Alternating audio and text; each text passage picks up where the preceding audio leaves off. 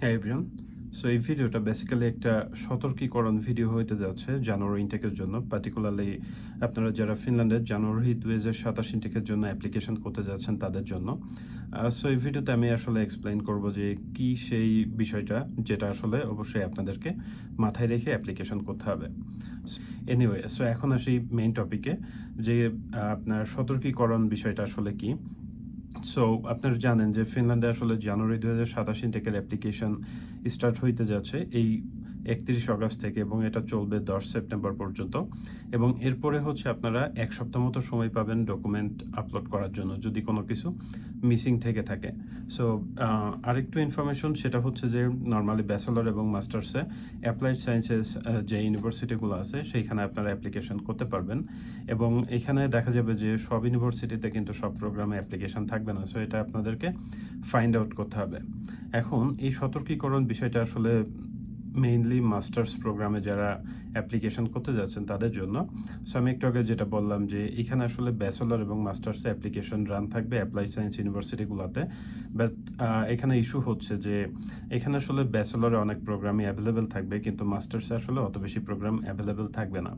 So এখানে main কনসার্নের বিষয় হচ্ছে কিছু প্রোগ্রাম আছে যারা এই টাইমে অ্যাপ্লিকেশন রান করবে কিন্তু আপনারা জানেন যে অ্যাপ্লিকেশন করার পরে তাদের স্টুডেন্ট সিলেকশন প্রসিজার যেটা এটা হচ্ছে এন্ট্রান্স এক্সাম। বাট জানুয়ারি ইনটেকের ক্ষেত্রে মাস্টার্সে ওরা যারা করে কিছু কিছু প্রোগ্রাম বা কিছু কিছু ইউনিভার্সিটি এই এন্ট্রান্স এক্সামটা আসলে ফিজিক্যালি নেই। দ্যাট মিনস ফিনল্যান্ডে ওই ইউনিভার্সিটিতে এন্ট্রান্স এক্সামটা অনুষ্ঠিত হয়। সো আপনি যদি বাংলাদেশ থেকে অ্যাপ্লাই করেন এবং এন্ট্রান্স এক্সামের জন্য কল পান তাহলে হচ্ছে আপনাকে কিন্তু ফিনল্যান্ডের যে অ্যাপ্লিকেশনটা এন্ট্রান্স এক্সামটা দিতে হবে যেটা কোয়াইট ইম্পসিবল। সো আপনারা যখন অ্যাপ্লিকেশন করবেন তখন তাদের সিলেকশন প্রসিজারে যে এই জিনিসটা দেখবেন যে তাদের এন্ট্রান্স এক্সামের সিস্টেমটা আসলে কি সেটার জন্য আপনাদেরকে ফিনল্যান্ডে যাইতে হবে নাকি আপনারা অনলাইনেই পরীক্ষাটা দিতে পারবেন। সো বেসিক্যালি এটা নিয়ে কথা বলার রিজন হচ্ছে যে এর আগে আমি দেখছি অনেকেই আসলে এই প্রবলেমটা ফেস করছেন এবং টেক্সটও করছিলেন যে এখন আসলে কি করা যায় যেহেতু ফিনল্যান্ডে যে পরীক্ষা দিতে হবে। সো এখানে আসলে কোনো কিছুই করার নাই।